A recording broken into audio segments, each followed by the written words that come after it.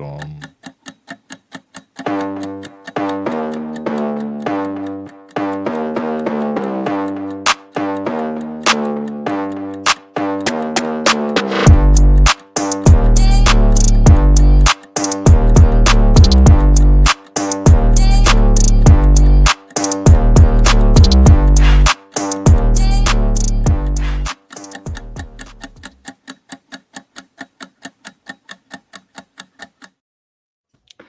What's going on, everybody? Welcome to another episode, Amazon Seller News Live, the post-Thanksgiving, Black Friday, Cyber Monday, Cyber Week, Cyber Month, Cyber Year, I guess they're going to be going for pretty soon here. Overall, Cyber Monday, Cyber Week was very good for me. I hope it was good for everybody else out there as well. And the numbers are looking good. But before we dive into all of that, let me welcome everybody we got on the show today. So in the my upper right here, we got Andrew Morgans of Marknology. So Andrew, appreciate you joining us. Chelsea Cohen of So Stocked. Great little software if you haven't checked it out. And of course, Danon from Ecom Triage. Appreciate you all joining the show. Thanks for having us. Yeah. Did you all have a good Thanksgiving? We did. If we're talking about business or personal, I guess they both were good. Both, yes. You know, I stayed local, family small. It was very restful, very peaceful. It was great. Nice.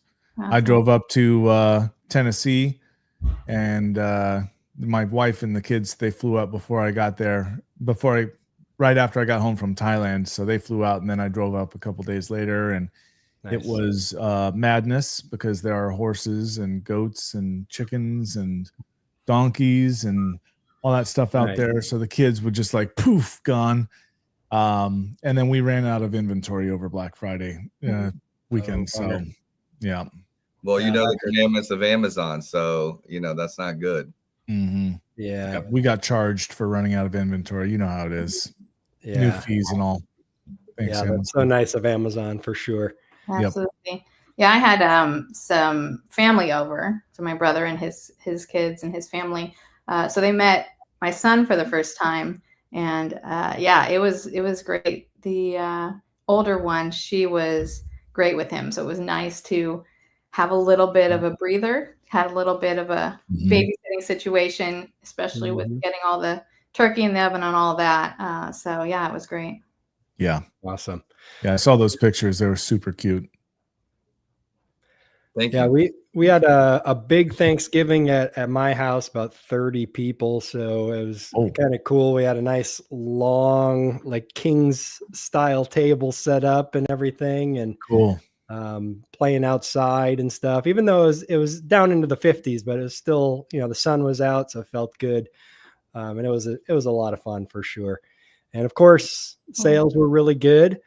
Amazon tried to harm my sales by taking down my best-selling product, which has transparency on it.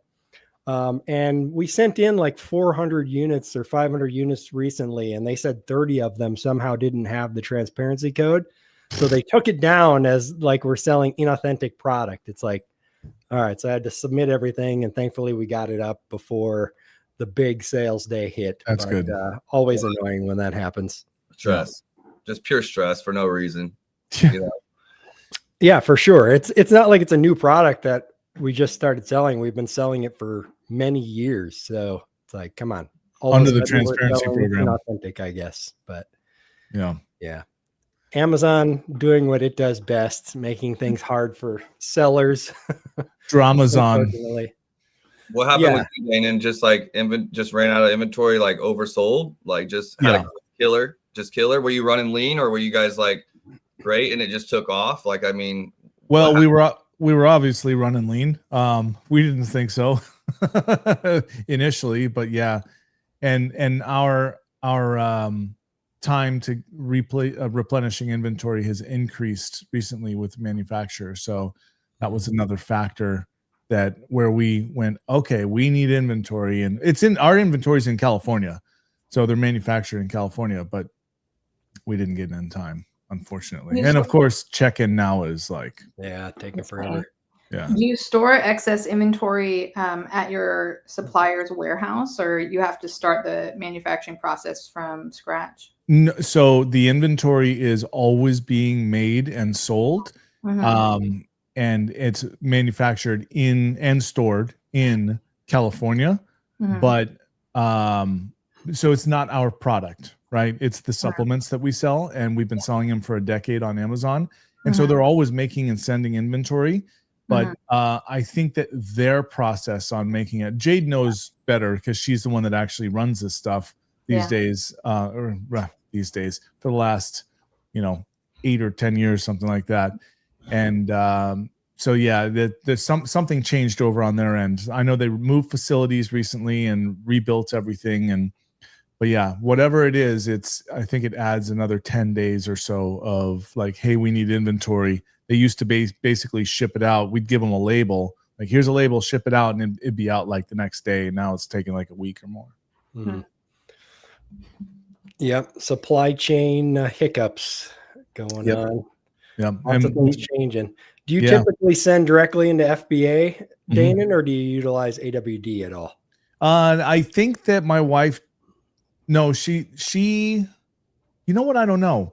I'm pretty sure we send it all into FBA because the inventory historically has been a day or two away from being shipped into Amazon warehouses, because it's in California, and the majority of our sales are California, Texas, and then in New York and Florida. But it's like really fast to ship in inventory. But I don't know logistically what's occurred lately, but not. Something. Yeah. If you're able to get product in, I like to use AWD during this time of year, just so you can kind of overload it a little bit to make sure you're not running out of stock of your best sellers and stuff like that. I heard like in October even that like AWD was maxed out, not taking any more product. Like, is that right, Chelsea?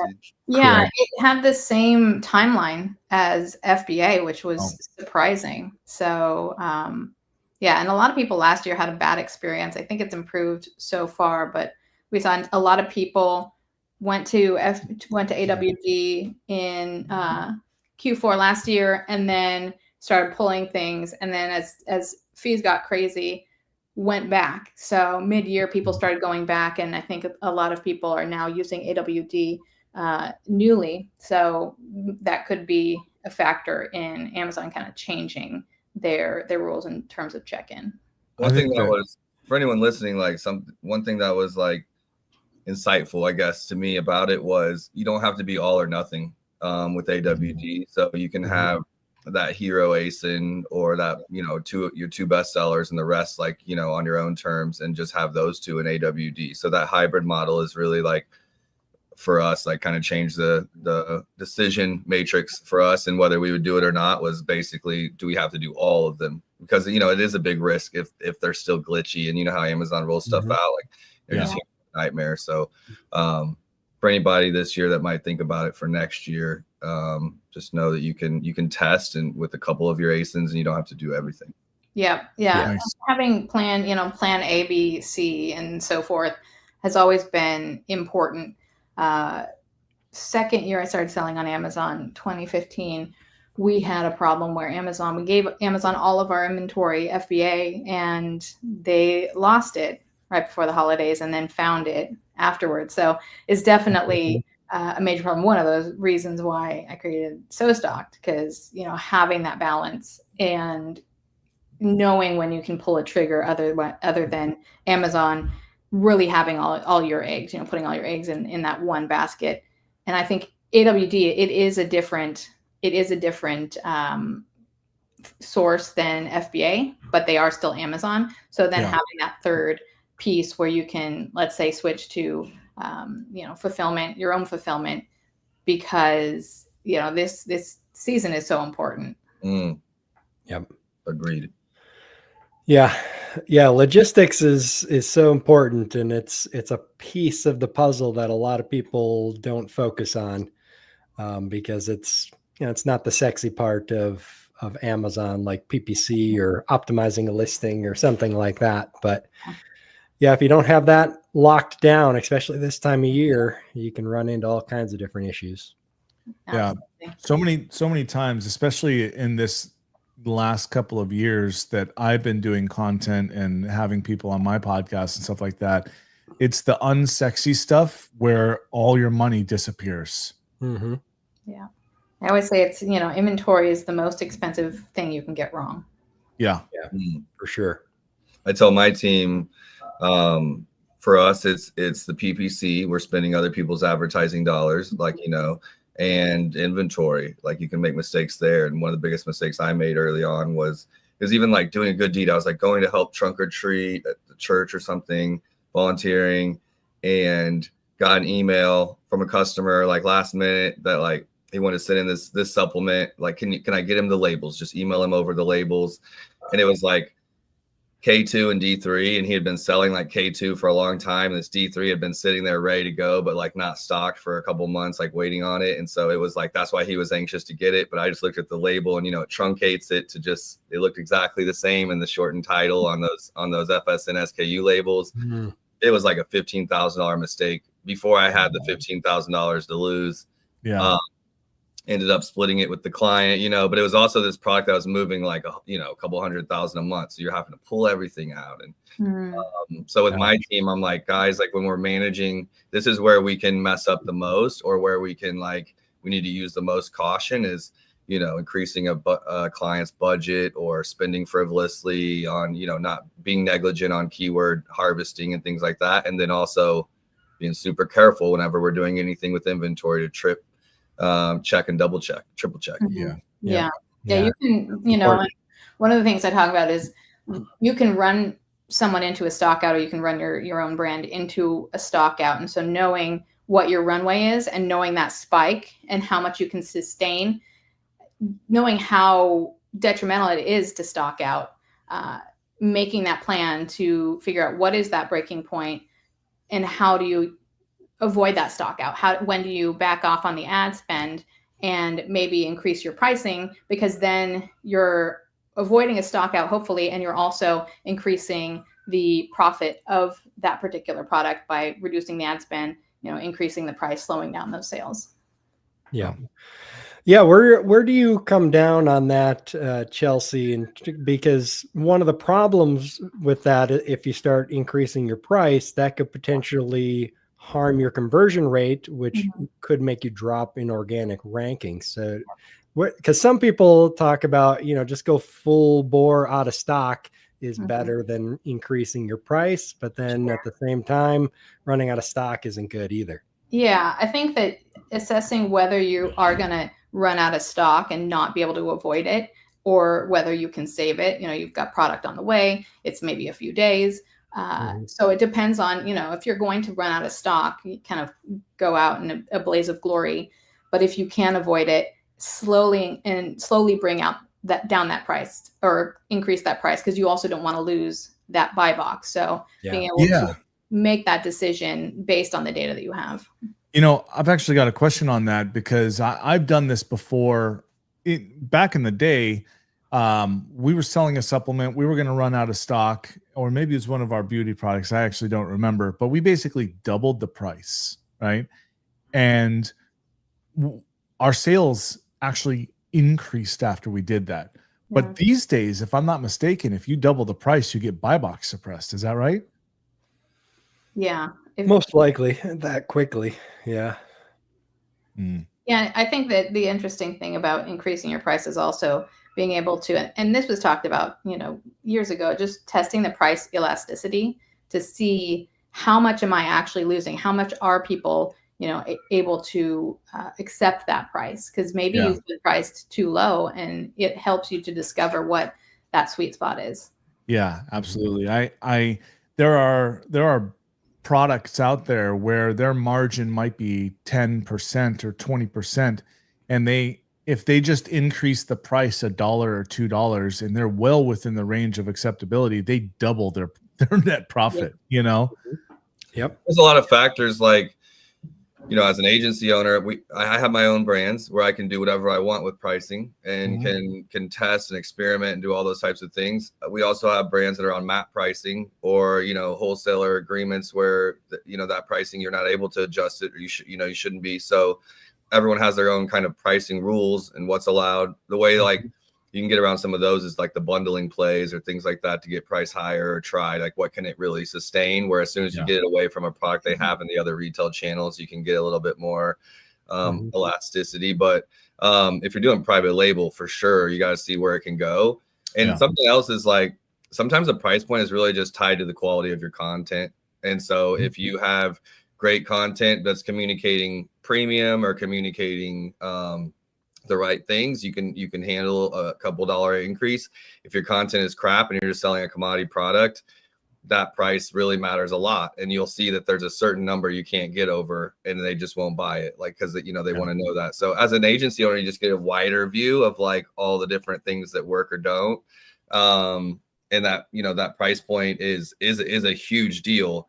And you can then sustain, you know, but you're also thinking about what price tiers you get into if you're like in a $10 below product and those types of things. So it's really one reoccurring thing we've talked about already this morning between inventory and ads and price is like just the different pillars of Amazon and really how they're all working together. You got to be able to see that big picture so you really know what to do. Can I get more inventory in time? Do I have FBM backup? Like what are my options when it comes down to running out of stock?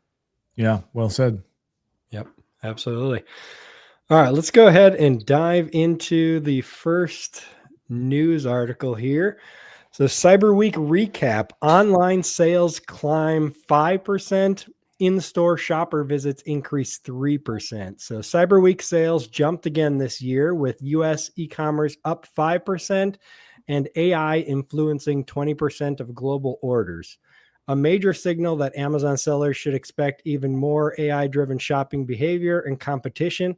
Mobile dominated checkout and BNPL hit new lows, showing where customer convenience is shifting fast. In-store traffic also increased 3%, proving omnichannel still matters and giving Amazon sellers insight into why big box competitors continue to invest in hybrid shopping experiences.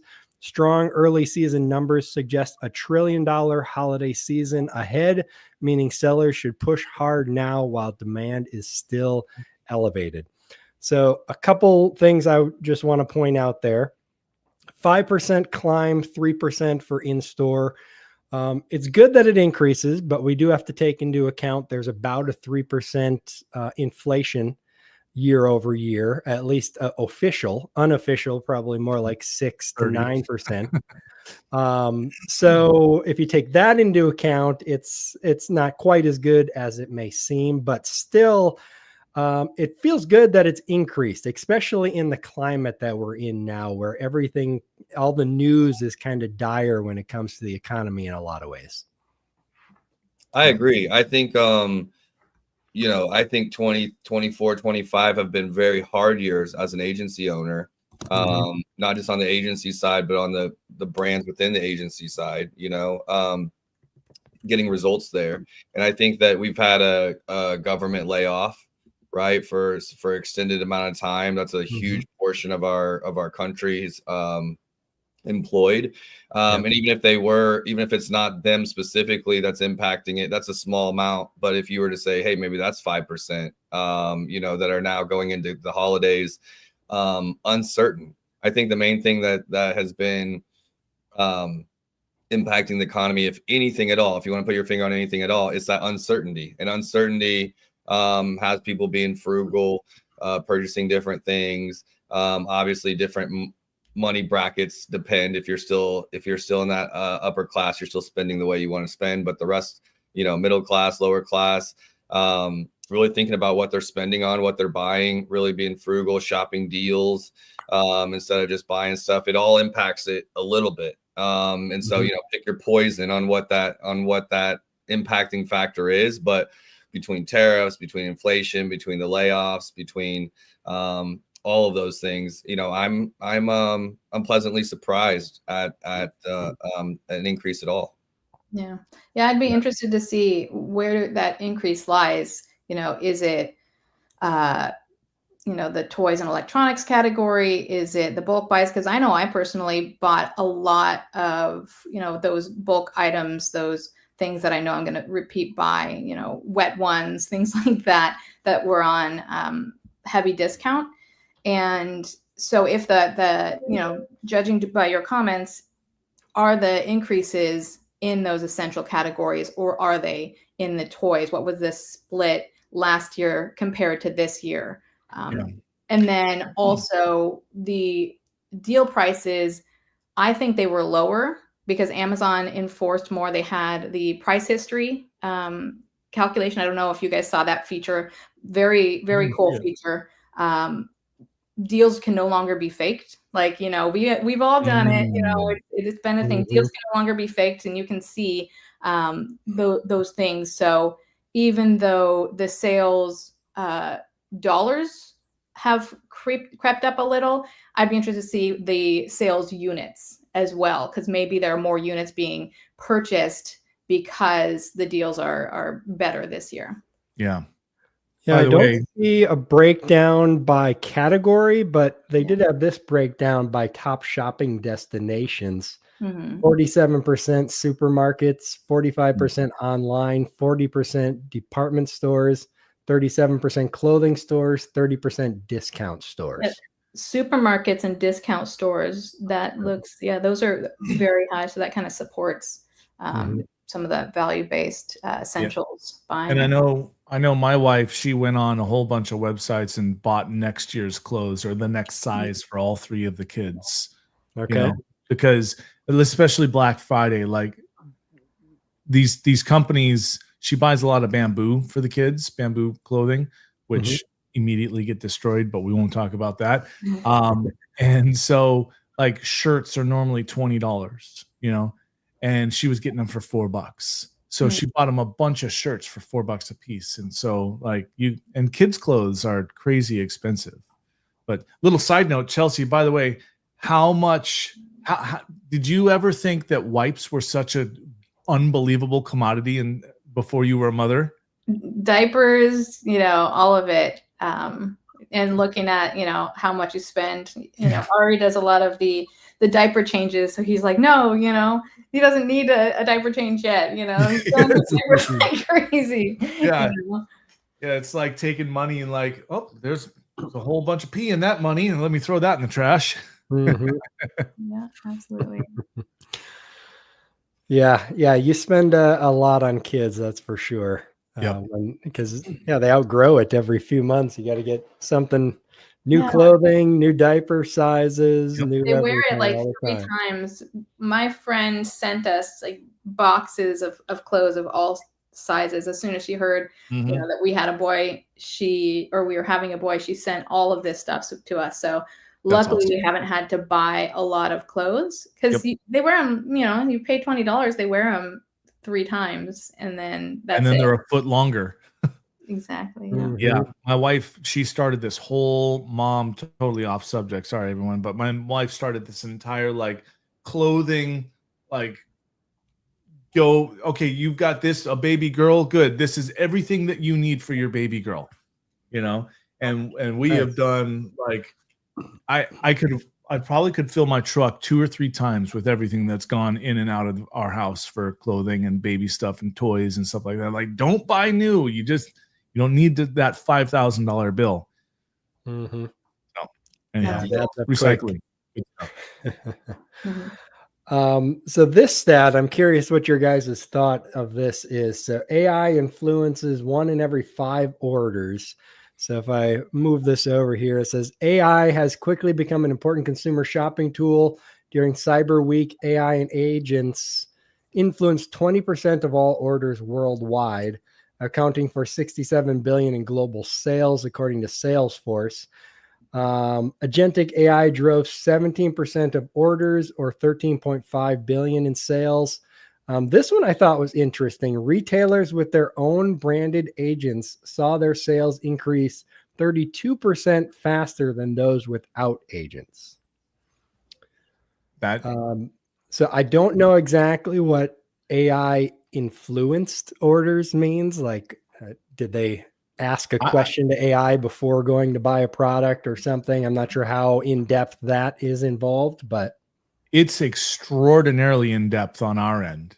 So, like Jade, my wife, she uses AI like crazy when it comes to finding products. So, for instance, we just bought a new vacuum, right? Before we bought the vacuum, she went, I need, basically we moved houses. Now our whole house is hardwood floors. And so the vacuum we had was for carpet, and it just doesn't work here, and not a long enough cord. So we're like, okay, we need a battery vacuum. It's got to be easy to empty out. And her mom has this Dyson vacuum, and it's got this green light on it, and it lights up the dust like crazy. It's really crazy. And my wife was like, oh my gosh, this is awesome.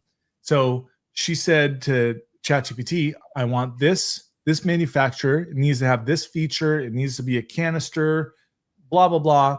And it goes, oh, here are your options from Dyson that have all those features. Boom, boom, boom. These model numbers. Now she goes and she investigates each model number, goes, okay, I know that that's the model she had. Let's see if there's a newer version, right? And so she basically goes, it's kind of like, you know what it's kind of like is like the new version of Amazon. When someone goes to Amazon to search for a product, they know what they want to solve, right? And so they're looking for a product to solve a known problem. And so they roughly know exactly what product they want. They just need to decide on which of them. And so that's what ChatGPT has become for us. Like even when I was going to get my vehicle, I went, I want a truck that has these features. Which models have those features, right? And you asking better questions instead of just like the generic top of funnel ones. Like I guess you're just going deeper. Like instead of just saying I want a truck or what are the top trucks, you're now saying I want trucks with these things. Like so it's just making everything a little bit more accurate. And I think like even with Google, you know, we call it Googling something. Well, did you Google it? Did you look it up? Like, you know, did you research what that word means or like what that thing is? And it would be like a curated list. It got to a point where it could be a curated list of the top 10 trucks, or like if people are paying to be on the list, and you know, like who wrote this blog? Oh, it's coming from Ford. Okay, like and their trucks included with GMC. And there's a level of like filtering through that you have to do to be like what's authentic. And I feel like if she hadn't even said Dyson, but she had just said like a dust light with a tube cylinder and you know, cordless. You know, I'd put those things in there. ChatGPT isn't biased, if that makes sense. And so it's just going to list them. And if it's Dyson, it's Dyson. If it's not Dyson, it's going to say it's Shark or it's Hoover vacuums or whatever. And I think that's one of the things that I like about it is that I don't feel like I'm being manipulated by a Google expert like I am on Amazon, you know, in a way. Like the word manipulation might be like, you know, I think a lot of us have been cleaning up the Amazon catalog as much as we've been gaming it. We've been cleaning it up for years, and AI is just kind of like righting some of those wrongs. I feel like as a positive way of seeing it. Now, this is interesting. I've never seen this version where you're actually choosing features here. Yeah, so I got alerted to this just the other day. It's a new called shopping research. Oh, if you can select it from the plus sign here in ChatGPT. Oh, I'm behind then. I mean, it will ask you questions and things. And now it's showing me different ones, and I can preview them and rate them. Like, yeah, give me more like this one. No, I don't like that one. Why don't I like it? You know, I don't like the style or something like that. And so it kind of narrows it down for you. There's the one.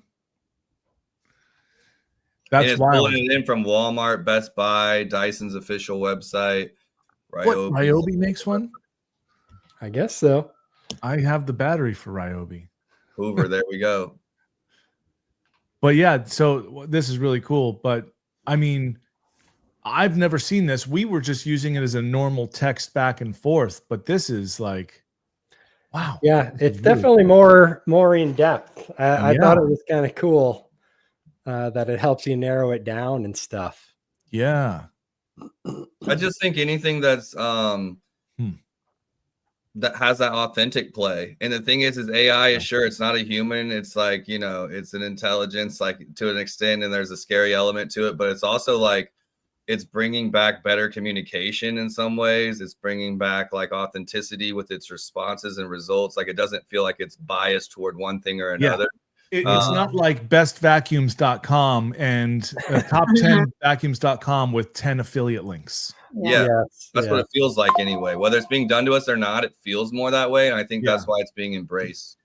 OpenAI did make a statement, I can't remember exactly when, but that you will not be able to pay for results on products.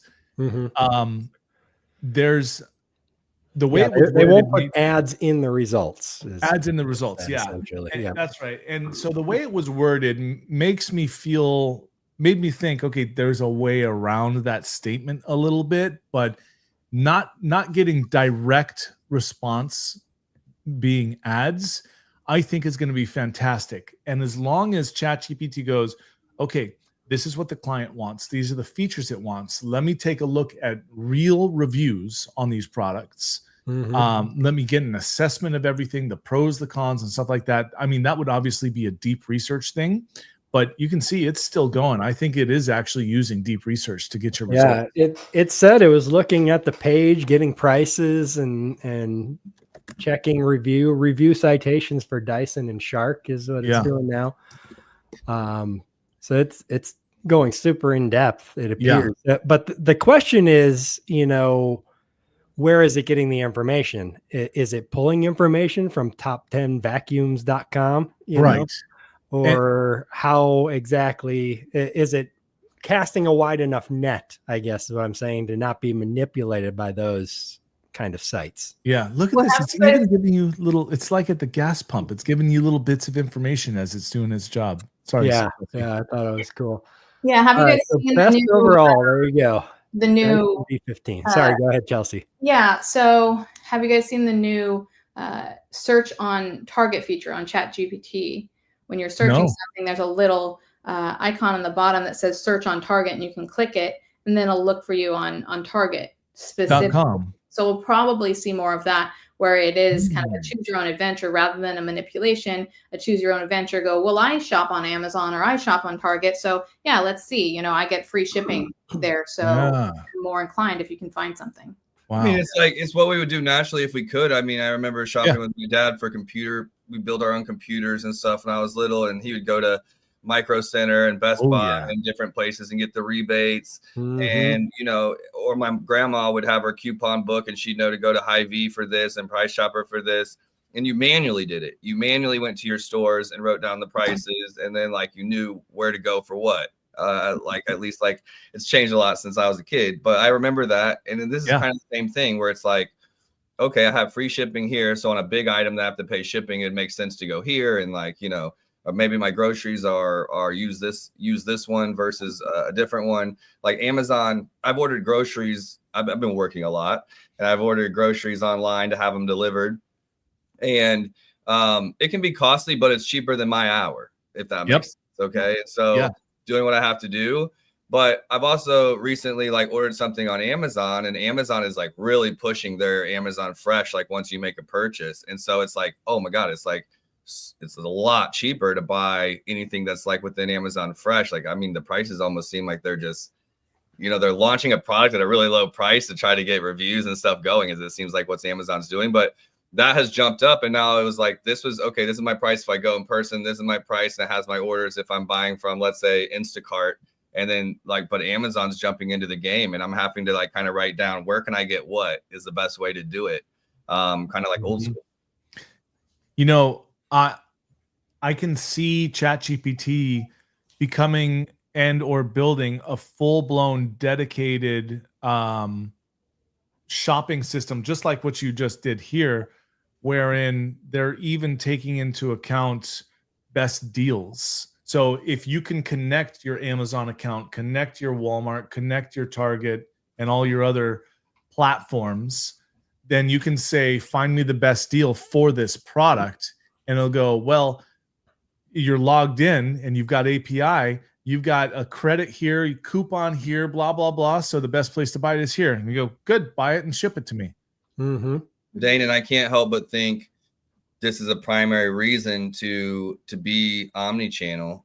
Let's say that Amazon is not listed in the LLMs or as far as like a link, a listed product, but let's say Walmart or your Shopify can be, or Michaels.com or Wayfair, some of these other big retailers that have some juice that are embracing open AI maybe a little faster than Amazon is. I'm sure Amazon will be there. They're not going to not show up in Google results, so to speak.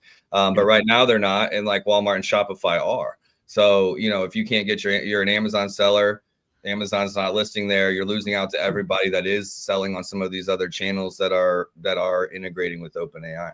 I fully agree. And that goes doubly, I think, for the reviews. You should have your own website where you have legitimate reviews from clients. Because I think that ChatGPT is going to be looking at that stuff. It's not just going to go look at Amazon. If you're an Amazon seller and you've got an e-com website and you don't have any reviews on there, you don't have your specs properly, and it's just a landing page with a buy now or a buy with Prime, I think that's going to be a big mistake. Yeah, I think that's going to be critical. The amount of commerce going directly through the AI agents right now is still extremely small, but I think it's going to grow quickly. And like you said, there is no Amazon here. We got results from Best Buy and Home Depot, and then one that goes directly to Tinico US store, which I'm assuming is some Chinese brand probably, but it looks like they've got a Shopify store. And so they're getting picked up, and they're the budget pick for the vacuum.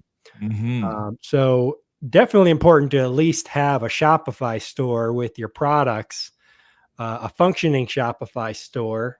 And even if you're fulfilling it through Amazon, have your own reviews and things like that so that you can take advantage of and get included in these kind of results. Yeah, that's crazy that standalone store compared to all the others that are in that list, which are just like massive retailers, I'm sure, with like massive backlinks or whatever used to make websites rank well on Google. They still have that juice. And then to have I don't know of this Tinico brand, but I know of all the others, right? And so they're in that lineup. That's pretty amazing for a brand. Yeah, I'm going to go to Amazon.com here and just search. I bet you that brand is in Amazon, but let's see. Yep, right there. They're not rated very well on Amazon, though. 3.7. 3.7 pretty rough. Well, they got a different one. That's the S30 at 141. So they're a little bit low on Amazon. As a heavy vacuum user, maybe like that's where my ADHD goes, is like I just vacuum all the time. But like it's always the batteries with these. Like, I love Dyson, but it's always the battery is the first to go. And if it's not a good brand, like I would almost bet that it's a battery thing. There's the battery life. 271 negative, 197 positive on the battery life. Wow. And motor life looks like the motor stops working for most of the people. Get what you pay for, I guess. It makes you wonder because obviously ChatGPT got its information from at places other than Amazon, then most likely, because otherwise, if they had gotten any information from Amazon, they probably wouldn't have included that vacuum. Now it is the budget pick, right? It's not listed as the top pick. The top pick is the Dyson. Well, Amazon is blocking ChatGPT and any other LLM and scrapers because they have their own. This is one of the things that I run into an issue on with the reviews is even getting the reviews. Amazon's blocking everything from downloading. So, it's this came in really much heavier after the advent of ChatGPT. But basically, Amazon doesn't want anyone scraping their data. They've said that for a long time, right? Like, we don't like this. They don't want anyone gathering their data because their data is valuable. Yeah. So essentially, Brian, the answer to that is no. It does not look like it. I mean, we don't know for sure. I don't think it tells us exactly. Well, it shopped for 5 minutes. And so it's not giving us exact specifics where it pulled all the data. It doesn't look like. But I'm assuming not. Otherwise, it probably wouldn't be there. But let's see what it says here for the trade-offs. Shorter battery life, 40 minutes on carpets. I don't see anything about the motor dying, which if it had pulled reviews from Amazon, it would know about the motor dying. So I doubt it. Yeah. So I mean, so that brings up the question of how effective can ChatGPT be without the data from the largest e-commerce store in the world and the largest source of reviews, product reviews. Well, think about it as authenticity again. So, you know, if you were scraping YouTube, scraping TikTok, scraping Amazon, scraping Walmart, scraping an internal brand's website, there's no guarantee. There's 0% chance of having a perfect guarantee that those reviews are not biased or gamified or someone's been encouraged, even if by send a free product, to leave an honest review. Even a Vine reviewer is given a free product to an extent to leave a fair review.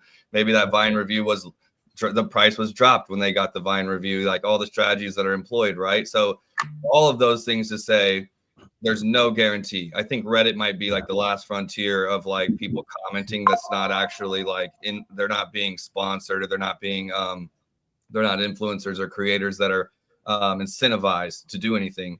Almost every other channel, to an extent, even Amazon, has a level of bias and has a level of like, you know, creators and influencers and Amazon associates and Amazon influencers, all that stuff having an impact. And those are people's biased opinions. Yeah. It'll be interesting to see how long Amazon can hold out and remain siloed if AI starts chipping away at the market share for e-commerce. We're not even close to that at all. Something like 1% of e-commerce right now goes through AI. 20% is influenced, however they're tracking that. But 1% actually checks out through ChatGPT or some other platform. So there's a long ways to go. But we're in, the very early days of it. So it'll be interesting to watch if Amazon can hold out. Yeah. What's incredible, well, like the last thing I'll say is what's incredible is like, there isn't really a marketplace that exists that pulls in everything. Like, you can be on Amazon, but then you need to go on Etsy, but then you need to go on like, if you're looking for a certain thing, you need to pull up certain different marketplaces and search all of them and then make a decision. And what's really cool about this is like truly being able to like maybe pull in an Etsy and a Walmart and the website itself all in one, in one search. And to anyone listening, I would say the best thing that you can do if you are an Amazon seller is just optimize for Rufus and Cosmo to the best of your ability, like on Amazon. If you have off Amazon stuff like Shopify, Walmart, do that as well, or see if you can integrate with OpenAI, because it's obviously a setup that you do to have your products listed there. But if you're on Amazon and we know it's not there yet, do all of the things for their AI agent. That's a lot of webinars are talking about, people are putting out content on, and when that time comes, you'll be optimized and ready to go if it integrates with everything else. Yeah, let's jump onto the next article here, because it goes right along with what we're talking about. So tech giants build synthetic Amazon and Gmail for AI training. Tech companies are now building synthetic replicas of Amazon and Gmail to train AI agents, allowing them to practice shopping, comparing products, and checking out inside a fake Amazon environment. For Amazon sellers, this means AI-driven shoppers will soon become more common. Agents that automatically find deals, select products, and optimize purchases, making listing quality, pricing, and keyword relevance even more critical. So this is interesting because they can't get access to the real Amazon. They're just creating their own duplicates of it. Yeah. So I can see the lawsuits coming shortly on this already. But the question on it will be if that'll be effective at all, if they can actually stop these AI agents from browsing Amazon and checking out for customers. Yeah, I mean, I see it as, an AI war games, trying to recreate the platforms and the scenarios to, figure out what the plays are. I think it would be interesting to use this to, obviously they're trying to predict buyer behavior, but trying to categorize, and I think Amazon it would be great to see them do this to a larger extent, trying to categorize the buyer types. You have the pro buyers, you have the the value buyers, the brand loyal buyers, that sort of thing, and start to tailor the offers. And Amazon's trying to get into content, that sort of thing, to the particular buyer type, technical specs and things like that for the technical buyer and so forth. Yep. Yeah, I think, and to answer Brian's question, do you think Amazon is powerful enough, or are they pulling a blockbuster here? I think it's just a matter of time before they relent. To me, AI is the future of search and finding anything. So it'd be like Amazon saying, okay, we're going to block Google from showing our search results because we want people to come to our website or instead. Maybe in the early days, that might have been something they got away with, but in the long run, that would be a really dumb play because Amazon gets a ton of traffic from Google. Yeah. So I can see eventually they're going to have to relent and open up to this kind of thing, because it's just going to be a more natural way of shopping and looking for products once this is all built out and more effective.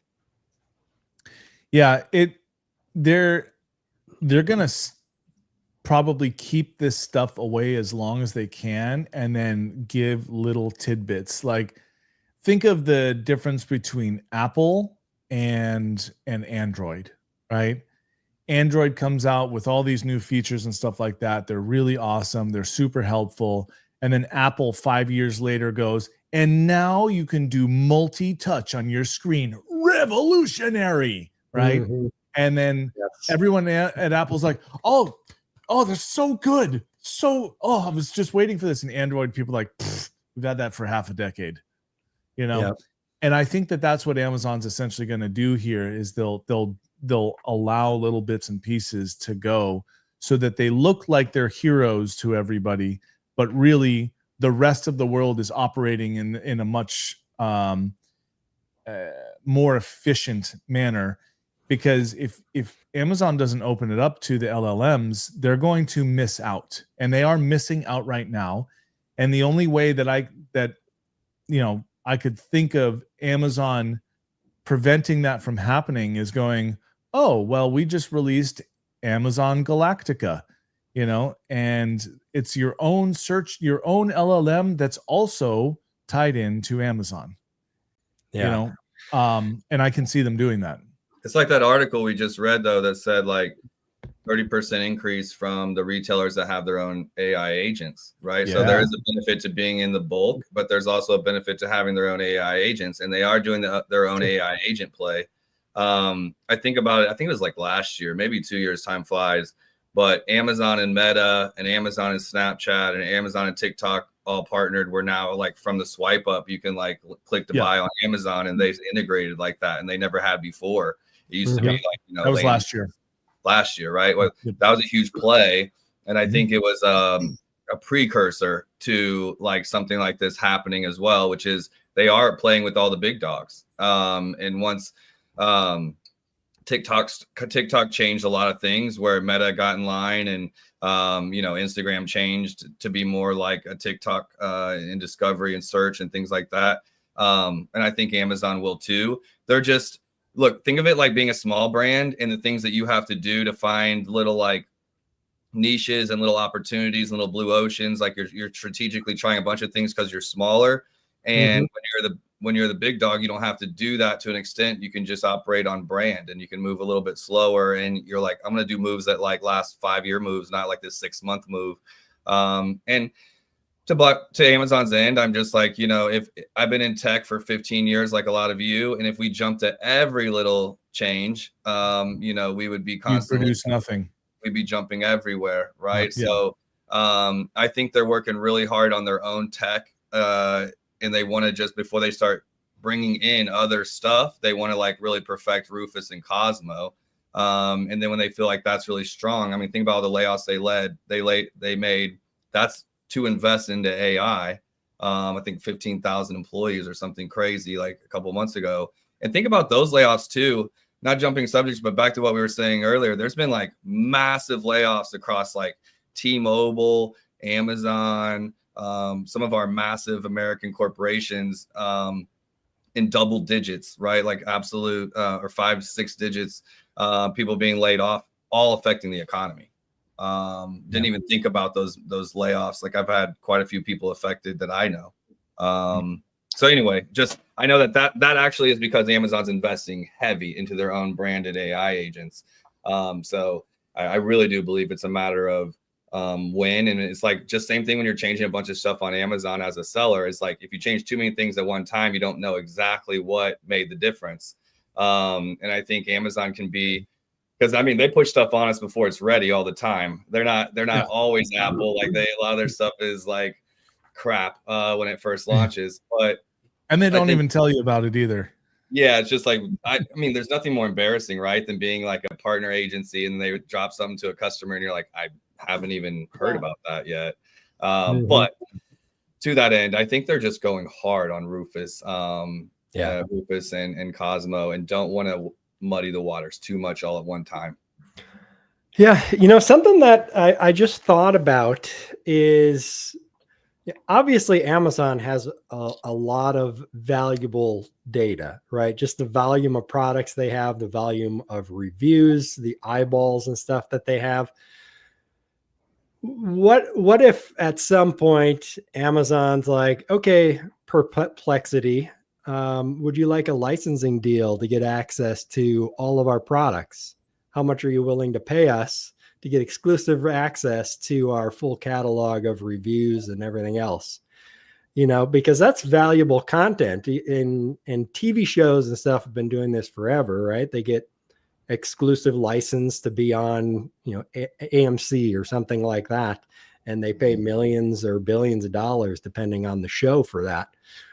You could potentially see something similar with Amazon and holding that out to get more money from these LLMs to use their data. Yep. And which one do you pick? You want to pick the winning horse, right? To an extent, you want to pick the winning horse. Yes. So definitely could see something like that, but yeah, it's going to be interesting to watch. It's exciting, if you're into this kind of stuff, especially someone who was around at the beginning of the internet and seeing the internet really take off. This is kind of like a whole new version of that. So it's exciting to see how things are going to play out here. Yeah, maybe Amazon's even partnering with the tech giants and is like, look, you need to get your tech working perfectly before you even touch ours. So go build a replica, show me that it's working perfectly, and then we'll start talking. Instead of a lawsuit, it could be that they're like, hey, if you want our contract, you need to prove that you can do this like seamlessly, and that there could be some of that stuff going on, that they're just trying to get it right before they implement. And they'll put in their contract, and you're not allowed to ask us the difference between why one line on this API has different data than this line that's the same thing, same piece of data. Don't ask us about our tech. Just make yours perfect before you can use ours. No further questions, Your Honor. Yes, exactly. So we're pretty much to the top of the hour. I'm just going to jump onto this next article, just throw it out there because to me, it's kind of exciting. So lawmakers urge Amazon and FTC for clearer product origin labeling. So lawmakers are pressuring Amazon to promptly display country of origin information, component sourcing percentages, and whether sellers are U.S. or foreign controlled. Now, this is something that we've talked about a lot, Dane, in the past, that we wish we had a button, show me only U.S. made products, show me only U.S. sellers. Yeah. So maybe we'll see a comeback. It sounds like there's a coalition of Congress people who are pushing for it. So I'm all for it. I don't see it happening. I would like to. So I can see a lot of ways where this goes sideways, because I'm about as much as I buy on Etsy, which is generally international, the stuff I find, I am about made in USA, and for a lot of different reasons. One, I can get a hold of the people that made it, which is nice. But the other thing is, like, now there's like assembled in the USA. What if you're an American that's living abroad? So it's like an American company, you're paying taxes here, but it's made in China. What does that impact? Like, you know, what do we actually clarify or classify as made in USA? Does it need to be, what if the box comes from India? What if, so like to those components, and maybe that's the component makeup. Yeah, but you'll have percentages. Yeah, I mean, I see so many made in USA badges that I'm like, okay, if we actually like went through, you know how hard it is to get something entirely made in the USA? Like, it's actually pretty hard for a lot of products. So my supplements are supply chain is going to be difficult, and Chinese suppliers or Chinese sellers are always going to find a way around it. You know, especially with is it a Delaware companies? That one is, I think, useless. You know, whether it's a foreign or domestic country or company, because you know it's very easy to become you know, a domestic American company. Yeah, I almost want to see it like need a badge, like kind of like, or like FDA approved or something like this. That's like, if you want to be made in USA, and maybe it could be assembled in USA to a certain percentage, or, you know, put together by the components are put together by American workers, or like some kind of thing like that. But it's like, it actually has to be validated. That would make it so much more valuable if you're like that company. Yeah, you'd have to get certified, some kind of certification that says this is a U.S. company owned by U.S. citizens, and have it certified in some way. Amazon's got something that They've I tried to go through. Certification, veteran certification, women-owned certification, all those different ones that you can get for as a seller. So they would have to do something similar like that. And they've got something. You used to be able to just say made in the USA, and now they don't like you just telling that to people. And then they put some kind of program where you could make it so that it was, but even though our products are made and manufactured in the United States, packaged in the United States, shipped and sold in the United States by Americans in America, we didn't qualify because the ingredients that are used to make the supplements are from all over the world. So it's not an American, it's not a made in the USA product. So, you know, I think the component part is probably going to be pretty cool. If they did the same thing with sellers, like you got to send Amazon a blood sample and then be like, okay, cool, you're 30% European, 5% Indian, so we'll give you a credit of this over here. You're 12% Chinese, so no import fees for you. Everybody has to do ancestry DNA to get exactly. Yeah, exactly. So you, like Chelsea was saying, like, it's easy. You do a Delaware corporation and you're good to go. You can be a foreign entity. You create an S corp. You're in Delaware. Boom, you're an American company, right? And there are tax reasons and stuff like that, and like they've got their own courts specifically for corporate courts. But you know, are you a Chinese? But are you actually just a Chinese company? Is the money going into America and then going into China? You know, that's that ridiculous law that came out about those LLCs that you had to report every owner on the LLC, and it was like passed through, and then like I think Trump backed off of it. So like, I mean, I had done all the work, and I have like too many LLCs to mention, so it's a pain in the ass for them to just back off of it. Like, you know, by the time you pay your CPA and whatever, I think that was the point, kind of, was being able to see who owns what. At the LLC level, and it's really just to find this many people, but everybody's doing it, and that was such an ask that they backed off already. So I don't know. It'll be interesting to watch. We'll see. But we're over the top of the hour, so we'll go ahead and wrap it up there. Everybody's got a busy day ahead of them, I'm sure. But I appreciate you, Andrew, Danon, Chelsea, for joining me, and everybody out there watching. We'll do this again next Thursday. So until then, everybody have an awesome one. See you guys. Right. Bye, everyone. Bye.